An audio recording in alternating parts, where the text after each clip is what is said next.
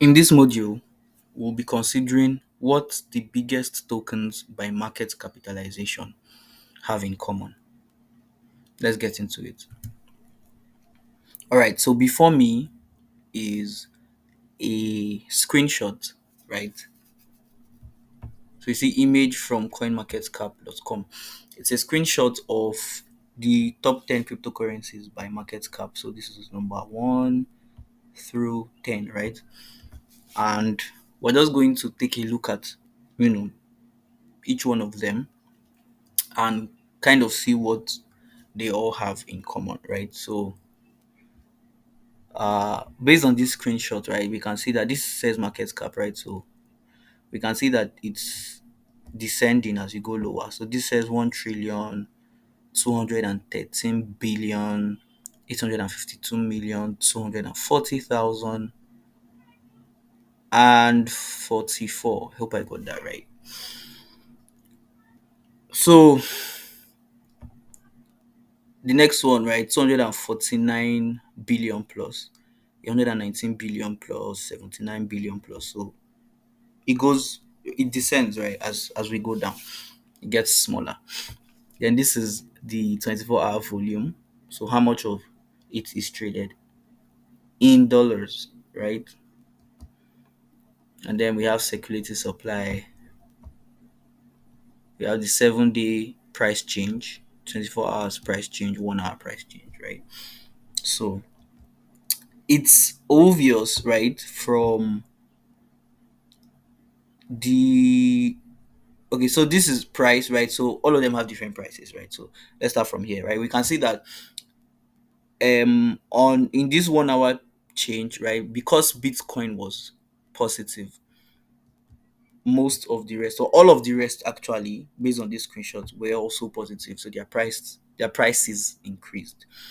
And a similar this thing repeated itself on the 24-hour line. So Bitcoin was down in the last 24 hours and they all followed suit, right? Then on the 7-day change, we can see slight differences with Tron and USDC, but for the most part, all the other, okay, this is technically not a change because this is like 0.00, so it's technically neither increased nor decreased, right? um but yeah, there are slight changes here, but everything is homogeneous here and here, right? Then we have market cap. Okay, I already went through that. Then we have 24-hour volume. 24-hour volume is pretty high.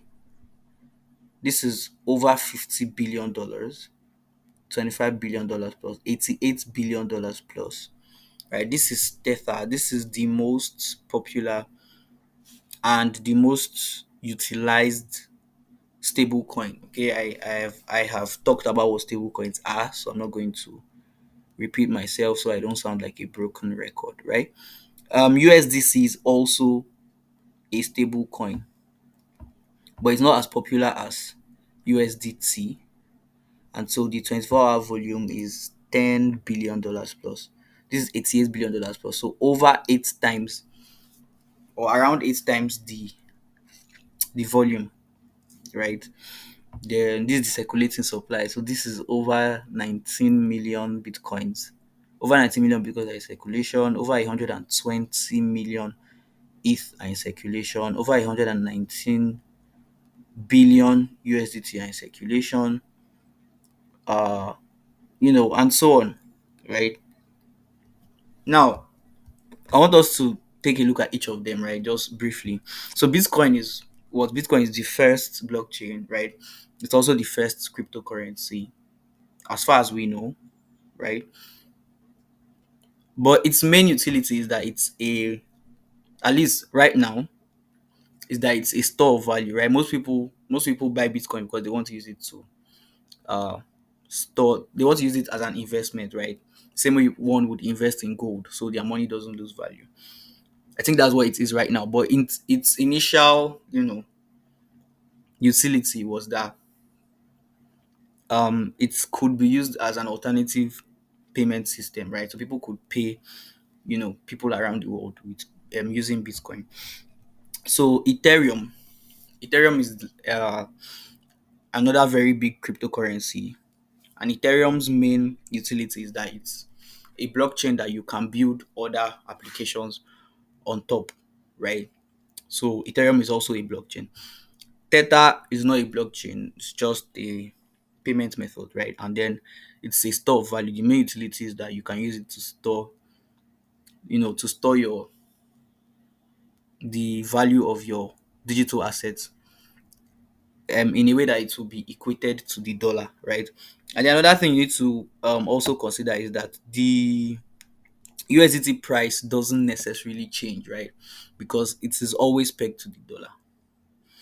So yes, the dollar can get stronger against other currencies, right? Against the Canadian dollar, against um the British pound and the like, right? But you you don't really expect the stable coins like Theta or USD that circles US dollar to give you returns the same way other kinds of cryptocurrencies or other non-stable coin cryptocurrencies would give you returns, right? So that's something to consider. So moving on, BNB. BNB is Binance's coin, right? Binance is a blockchain. It's similar to Ethereum, but it's much cheaper, right? So you can build um, applications on Binance Smart Chain, right? Same goes for Solana. Solana is very cheap. Solana is even cheaper than BNB, but Solana is much faster. In fact, Solana is the fastest blockchain in this list, right? Probably the fastest blockchain currently. So Solana is really fast. You can also build apps on Solana, and Solana is a blockchain, right? USDC which is similar to USDT. It's just a different company's offering, right? So a stable coin. Then you have XRP, that's Ripple. Ripple is also a blockchain, right? Ripple's main Ripple's main utility is to be an alternative payment system, right? So a payment system that is resident on the blockchain. That is Ripple's main utility. So Ripple was not necessarily meant for people to build apps on top, but it was meant to help other companies collect digital payments using the blockchain. So let's say the same way PayPal functions, right? Or Stripe. So that's what Ripple is, but Ripple is on the blockchain. Then Dogecoin started as a meme coin, and then over time it started to get popular. People started to buy into it. Elon Musk got involved at one point. I don't know if he still is, but the main idea behind Dogecoin is that um it started as something that people just bought into for fun, and then it made a lot of people money, right? But it doesn't necessarily have a utility. It can be used as a payment system, right? Because technically all cryptocurrencies can be used to accept payments, right? But it wasn't really built with a utility in mind. Moving on, Toncoin. Toncoin is also a blockchain. Toncoin is also used to build apps on top, but Toncoin is more like a um is more Telegram Telegram focused, right? So Telegram is a messaging app, a private messaging app that uh of recent allows people build mini apps. They call them mini apps, right, on Telegram. And then the majority, if not all of them, use Ton as their main cryptocurrency, right? So some of them are games, some of them are payment payment channels, right? But essentially Ton does a lot of their work within Telegram, right? It's also a blockchain, but for mini apps. Then you have Tron. Tron is also a blockchain, right? So a good number of the top 10 cryptocurrencies are blockchain focused, right? So Tron is a blockchain. Um, Developers can build apps on Tron, um, you know, build stuff basically on Tron, and then they run on the Tron blockchain, and then they use Tron as um as the main cryptocurrency, right? As the main economic driver on the chain. So every transaction, whether on Tron, whether on Ton Coin or Solana, as long as it's happening on a blockchain, on these blockchains, right? You have to, like on Solana, you have to use Sol for everything, transaction payments, what have you. You have to use Sol. Same goes for Ton Coin, same goes for Tron, right? So for Tron, you have to have Tron in your wallet to conduct activity on the Tron blockchain.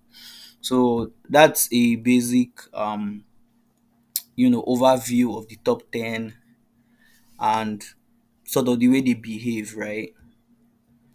And the things they do.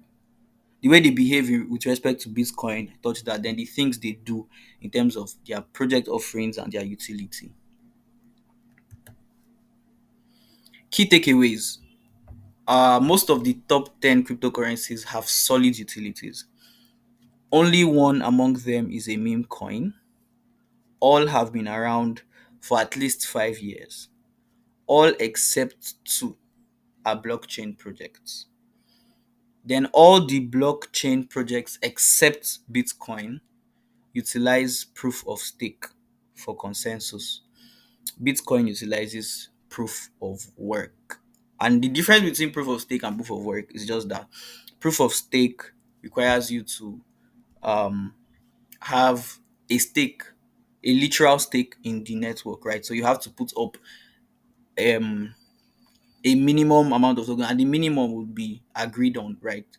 Before like will be agreed on before the stake is deposited, right? So once you deposit that minimum stake, then you can participate in consensus, right? But for proof of work involves very very complex mathematical problems that are solved by computers, and then the computers that solve them can add uh blocks to the blockchain, and then they get paid the amount of Bitcoin that was mined while those blocks were being created, right? So for proof of stake, you have to have a stake in the network, and then you can participate in consensus. You get paid out the any amount of cryptocurrency that is mined during that process, right? Bitcoin, but for proof of work, it requires complex problems being solved. So that's that. That's all for this module. Thank you for your time and see you in the next section.